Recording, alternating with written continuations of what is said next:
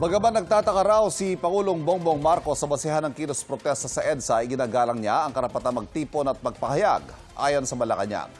Sabi ng Iglesia ni Cristo, hindi makatarungan kaya ipinoprotesta nila ang nakatakdang pagsasampa ng kasong plunder laban kay Senador Rodante Marcoleta kaugnay sa pagtanggap niya ng 75 million pesos na donasyon noong 2025. Narito ang aking unang balita.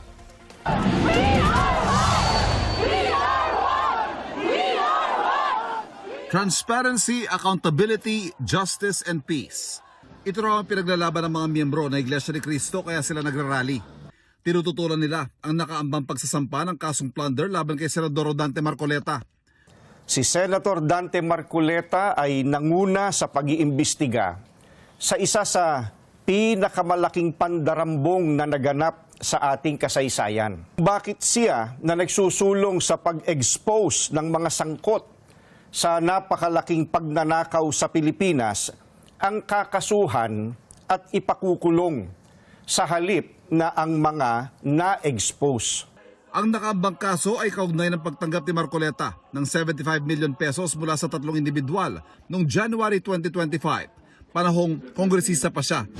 Ayon sa ombudsman, hindi tamang tumatanggap ng ganong kalaking halaga ang isang opisyal ng gobyerno. Pero tanong ni INC spokesperson Brother Edwil Sabala, paanong naging plunder ang pagtanggap ng campaign donation o campaign contribution? Hindi naman galing sa kabangyaman ng Pilipinas ang tinanggap niyang donation.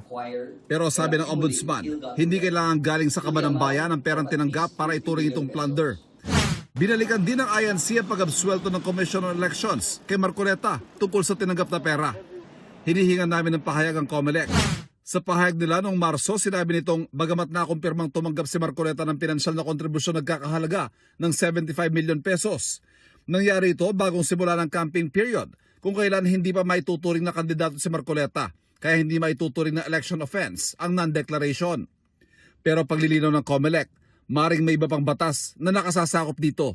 Hindi tutol ang Iglesia ni Cristo sa pagpapatupad ng batas. Pero tutol kami sa pagbaluktot sa batas, lalo na kung ang layunin ay para pagtakpan ang katiwalian. Gusto naming ipaalam sa kanila na isang injustice ang selective justice.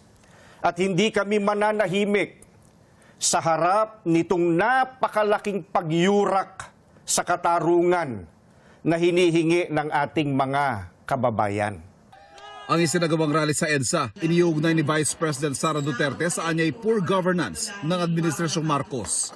Sa halip daw na tugunan ng mahalagang suliraning kinaharap ng bansa, ginagamit umano ng administrasyon ang sistema ng hustisya laban sa mga taong nagsasalita tungkol sa umunoy katiwalian, pumupuna sa kakayahan ng pamahalaan o bumabatiko sa Pangulo.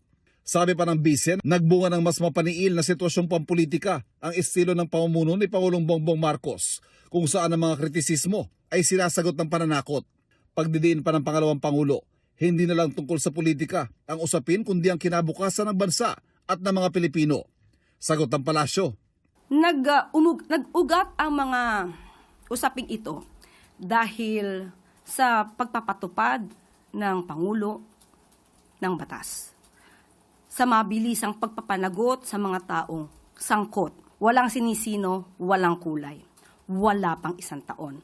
Pero naiinip ang karamihan.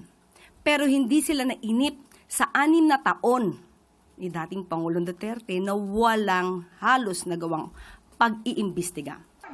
Sa gitna ng protesta, kinansilang lahat ng lakad ng Pangulo sa Maynila. Pati ang pagharap sana sa mga mamamahayan. Ayon sa palasyo, walang banta sa Pangulo. Pero hinigpitan din ang pagpasok sa Malacanang. Ito po ang pinaka-opisina ng ating Pangulo. So dapat din po natin itong proteksyonan.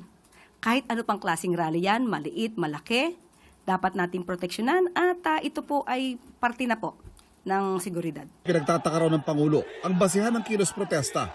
Nagtataka siya na dahil masasampahan ng kaso si Senator Marcoleta or na nasasangkot sa isang kaso sa Senator Marcoleta ay kailangan ng maglunsad ng ganitong kalaking rally.